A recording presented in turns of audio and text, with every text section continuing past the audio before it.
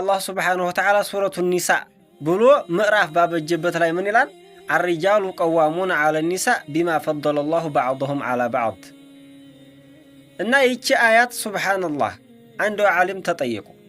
ምንድነው የተባሉት ሴት ልጅ ከቤት ወጥታ ብትሰራ ምን ችግር አለው ተብሎ ተጠየቁ طبعا የምትሄድበት ቦታ ወንድና ሴት ይደባለቃን አይደባለቅም አሏቸው የምትሰራው ስራ ሐላል ነው ሐራም አይደለም ባሏ ፈቅዶለታል አዎ ፈቅዶላታል ይሄማ ችግር የለውም ነገር ግን አንድ ነገር አላሉ ሀቤት ያለውን ነገር ማን ነው የሚይዘው ማን ነው ልጅ የሚንከባከበው ሀቤት ያሉትን ማንኛውን ነገር ሴት መቼም ቃኒታቱን ሐፊዛቱን ሊልገይቢ ማሐፊዙላህ ብሎ الرجال قوامون على النساء ብሎ ወንድ ልጅ የማብላት የማጠጣት የማልበስ ቤት እሷን የማስቀመጥ ግዴታ አላህ ለዛ አድርጓል እነሱም ግን ወቀርነ في بيوتكن ቤታችሁ ቁጭ በሉ ብሏቸዋል ያ አክስ ነገር ስለመጣ ምን አሉ ያ ሙፍቲ ላ ይሄ ከሆነ አይቻልም ወንድ ከቤት ቁጭ ብሎ የሴትን ስራ መስራት የለበትም ሴት ልጅ ወጥታ ደግሞ የወንድ ስራ መስራት የለባትም ለዛ ነው አሁን ኡማው እንደዚህ ተዳሩ በክልክል ብሎ ወንድ ልጅ ሚስቱን ማስተዳደር አይችልም ሴትም እንደ ባልሆነ ማስተዳደር አትችልም በቃ ሁለቱም ውጪ ሴቱም ገንዘብ ይዞ ሀብታም ሆኖ ባላጣን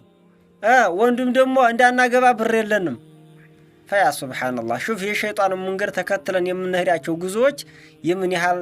መልኩ እንዳደረሱን እንግዲህ ይሄን መገንዘብ ይቻላል በዚህ ሰዓት የሚበላ የሚጠጣ የሚለበስ የሚኖርበት ቤት ላ ሞልቷል ምንድነው የታጣው ሴቱን ባላጣሁኝ ባልየውም ደግሞ ብር አጣሁኝ ፈያ ሱብሃንአላህ እና ይሄ ነገሩ አክስ الرجال قوامون على النساء የተባለው ይሄ አላህ Subhanahu Wa Ta'ala ያስቀመጠውን ህክማ በመገልበጣችን በመጣሳችን ያለማወቅ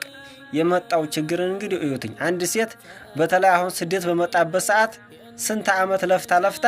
ቤቷም ሆና ይሆናል እሷም አገር አትገባም ያለ ልጅ ታረጃለች ያለ ትዳር ትኖራለች ተስፋ ቆርጣ የሚበላ የሚጠጣ ቤት አላት የሚለበስም ገንዘብ ሞልቷታል ነገር ግን አንድ ነገር ጎሏን ያ ነው ወይት ይንጣ ባለም ደግሞ እንደዚህው ሁሉ ነገር አለ ማሻአላህ ነገር ግን የለም አልችልም እና ብዙ ጊዜ የምንናገራቸው ነገሮች የሚነገሩን ነገሮች يعني ከእውቀት አንፃር መስማት ነው እንጂ ያለብን በተለይ አላህ Subhanahu Wa Ta'ala ያለ ነገር ከሆነ ለራሳችን የሚጠቅመን ህክማ ነው ይሄ ጥበብ ነው አላህ Subhanahu Wa Ta'ala ማንኛውንም ነገር ያለ ህክማ አያስቀምጥም ፈአህባቢ